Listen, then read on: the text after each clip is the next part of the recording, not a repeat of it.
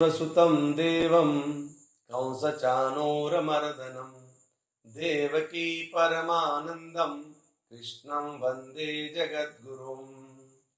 अचतुर्वदनो ब्रह्मा द्विबाहुर्परो हरिः अभाललोचनः शंभुर्भगवान् बादरायणः।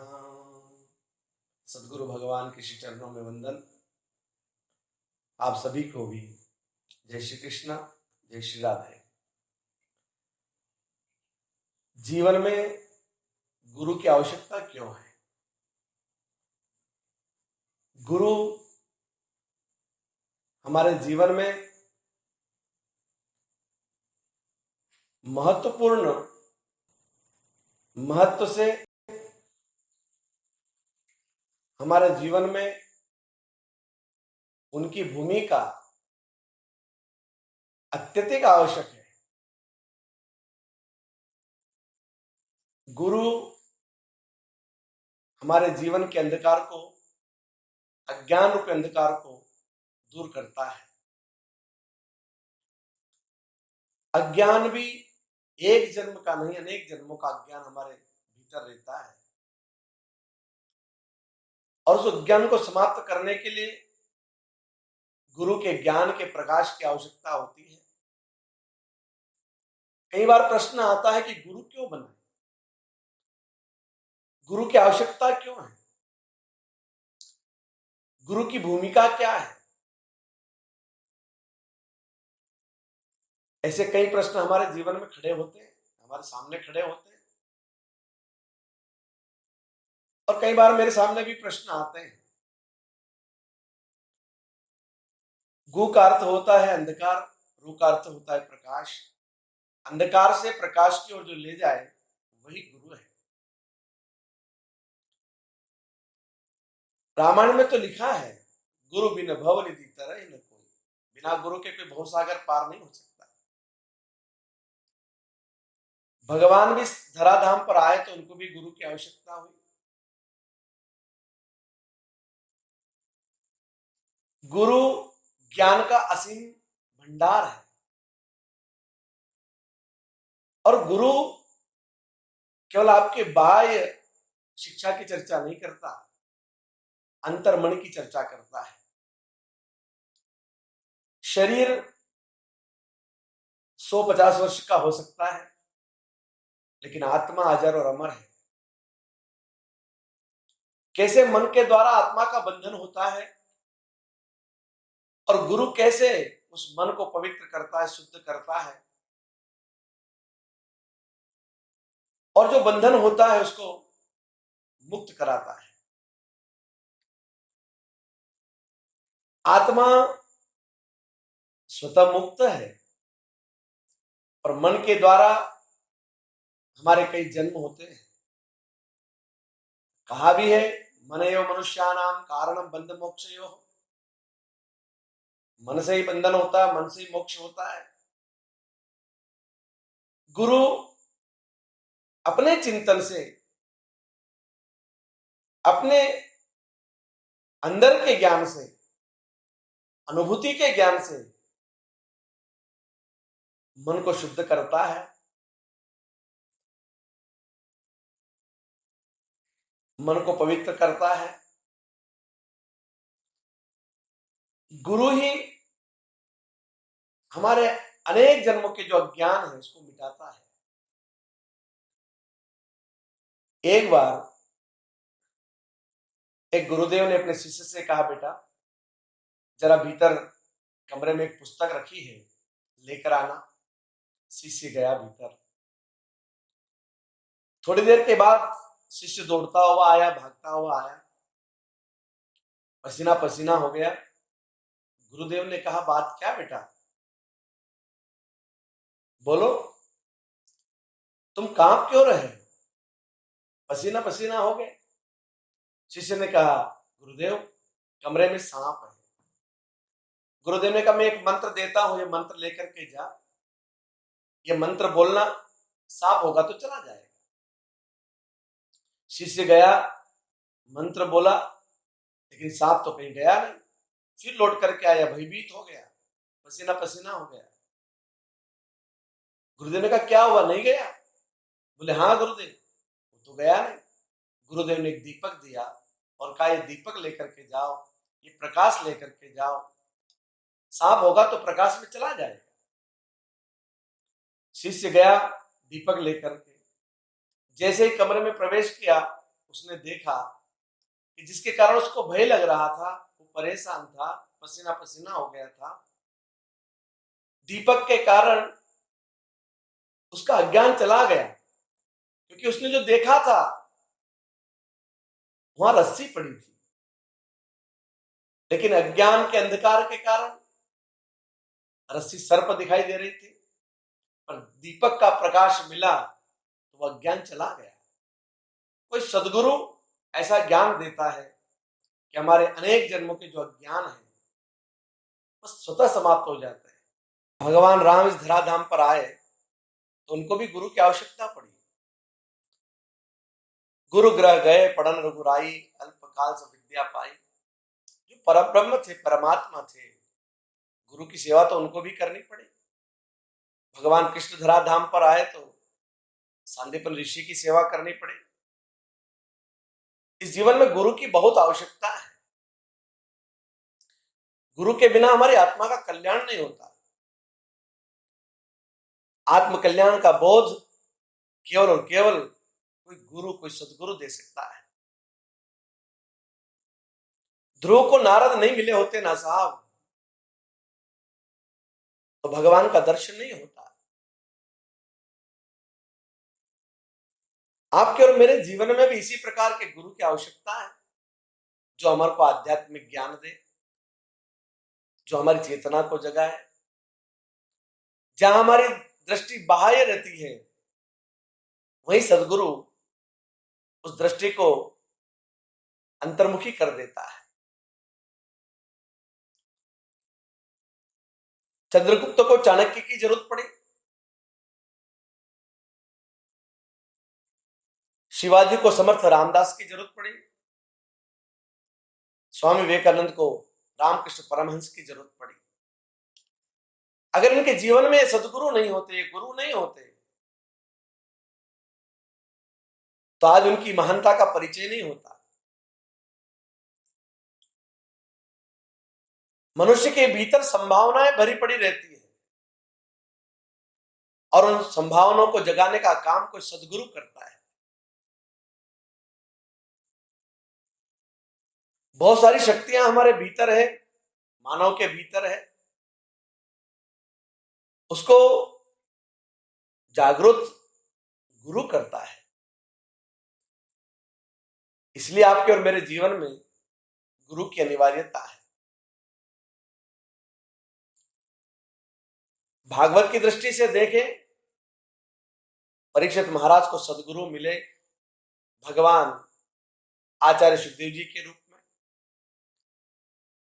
और फिर देखिए, गुरु को ढूंढना नहीं पड़ा, गुरु अपने आप चले आए।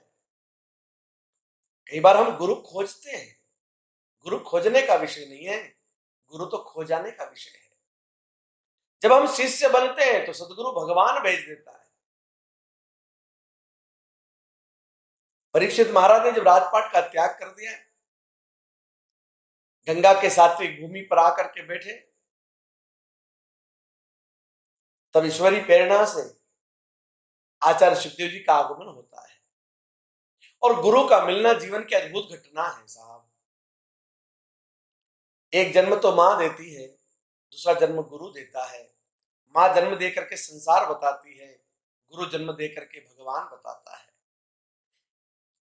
ईश्वर ही हमको गुरु की अनुभूति कराता है। हमारे भीतर परम तत्व विद्यमान है। गीता में भगवान श्री कृष्ण अर्जुन से कहते हैं, ईश्वर सर्वभूतानां हृदय अर्जुन तिष्ठति। हमारे भीतर, हमारे अंतस में, हमारे हृदय में, हमारे हृदयाकाश में वो ईश्वर है। लेकिन काम, क्रोध, लोभ, मद मत्सर के पर्दे के कारण वो दिखाई नहीं देता। गुरु करता यही है, हमारे अज्ञान को हटाता है, हमारे उस पर्दे को हटाता है जो काम, क्रोध, लोभ, मोह, मद मत्सर का कपड़ा है। उसी को हटाने का काम सदगुरु करता है। गुरु का महत्वपूर्ण स्थान है, बिना गुरु के कल्याण होता नहीं। गुरु की इसीलिए आवश्यकता है कि वो हमको उस परब्रह्म, परमात्मा, परम तत्व का दर्शन करा देता है। गुरु और शिष्य की भी अपनी भूमिका है। शिष्य भी सुपात्र चाहिए। सुपात्र शिष्य को ही सदगुरु मिलते हैं। जैसे शेरनी का दूध स्वर्ण के पात्र में टिकता है, ऐसे सदगुरु का ज्ञान भी उन्हीं के हृदय में टिकता है जिनकी पात्रता होती है। गुरु तो कई लोग बना लेते हैं, लेकिन सच्चे शिष्य नहीं बन पाते। जो सच्चे शिष्य होते हैं उन्हीं को सदगुरु मिलते हैं और वही फलित होता है। अर्जुन की भांति एक समर्पण का भाव हो जो कृष्ण के साथ अर्जुन का था। एक प्रसंग मुझे याद आता है, महाभारत की घटना है, मैंने किसी संत से सुना है। महाभारत की दो सेनाएं आमने सामने खड़ी, एक और कौरव की सेना है, एक और पांडवों की सेना है। एक और 11 अक्षौणी सेना है, एक और 7 अक्षौणी सेना है। कौरवों की 11 अक्षौणी सेना है, बड़ी भारी सेना है, योद्धाओं की सेना है। एक और पांडवों की 7 अक्षौणी सेना है, जिसमें भगवान कृष्ण के साथ पांडव खड़े हैं। दो सेनाएं आमने सामने खड़ी थी। पहले दिन का युद्ध होता है और युद्ध के बाद सायंकाल धृतराष्ट्र ने संजय से पूछा कि संजय, एक बात बताओ, आज के युद्ध से क्या लगता है, कौन जीतेगा? संजय ने कहा, जिनको दिव्य दृष्टि प्राप्त थी, व्यास जी ने दिव्य दृष्टि दी थी। संजय ने कहा कि आज के युद्ध से लगता है कि कौरव जीतेंगे। दूसरे दिन का युद्ध होता है, रक्त रंजित भूमि हो जाती है, भयावह दृश्य है। दूसरे दिन के युद्ध के बाद धृतराष्ट्र ने संजय से पूछा, बताओ संजय, आज के युद्ध से क्या लगता है, कौन जीतेगा? संजय ने कहा, कौरव जीतेंगे, दुर्योधन जीतेगा। तीसरे दिन का युद्ध होता है, वही प्रश्न धृतराष्ट्र ने किया, संजय क्या लगता है, कौन जीतेगा? संजय का जवाब वही था, कौरव जीतेंगे, दुर्योधन जीतेगा। चौथे दिन का युद्ध होता है, पांचवें दिन का युद्ध होता है। पांचवें दिन के युद्ध के बाद सायंकाल धृतराष्ट्र ने संजय से पूछा कि संजय, आज पांचवें दिन के युद्ध के बाद तुझे क्या लगता है, कौन जीतेगा, किसकी जीत होगी? संजय ने कहा, महाराज, आज के युद्ध के बाद जब मैं देख रहा हूं, इस घड़ी देख रहा हूं, इस समय देख रहा हूं, तो लगता है कि पांडव को कोई पराजित नहीं कर सकता। धृतराष्ट्र ने संजय से पूछा कि संजय, ऐसी कौन सी बात है जो तू कह रहा है कि पांडव को कोई हरा नहीं सकता, कोई पराजित नहीं कर सकता? ऐसी कौन सी बात हो गई? तू पहले दिन से कह रहा था कि कौरव जीतेंगे, दुर्योधन जीतेगा, आज ऐसी कौन सी बात हो गई, तुझे कैसे लगता है? संजय ने कहा कि मैं रोज देख रहा, युद्ध के बाद अगले दिन की युद्ध की मंत्रणा होती, तब भगवान कृष्ण अर्जुन को सामने बिठाते थे। 4 दिनों से मैं देख रहा था, लेकिन आज 5वें दिन में देख रहा हूं कि आज भगवान कृष्ण ने अर्जुन का हाथ पकड़ा और अपने पास बिठा लिया। कोई सदगुरु अपने शिष्य का हाथ पकड़ लेता है और अपने पास बिठा लेता है, तब उसकी जीत निश्चित हो जाती है, सुनिश्चित हो जाती है। गुरु संभालता है, गुरु बचाता है, गुरु ज्ञान देता है, और शिष्य का सुपात्र होना बहुत जरूरी है। पात्रता होनी चाहिए। अपात्रता के बिना ज्ञान फलता नहीं है। इसलिए शिष्य और गुरु की अपनी जो भूमिका है वो बड़ी नाजुक भूमिका है। शिष्य का समर्पण, शिष्य का भाव, शिष्य की श्रद्धा, शिष्य का विश्वास। गीता में कहा श्रद्धावान लभते ज्ञान, श्रद्धावान को ज्ञान प्राप्त होता है। जिस शिष्य का गुरु के प्रति समर्पण, सद्भाव, श्रद्धा और विश्वास होता है, उसी को सच्चा ज्ञान मिलता है, जो इस संसार में अनुपम ज्ञान को प्राप्त कर भगवत्ता को प्राप्त करता है, भगवान को प्राप्त करता है, परम सत्ता को प्राप्त करता है।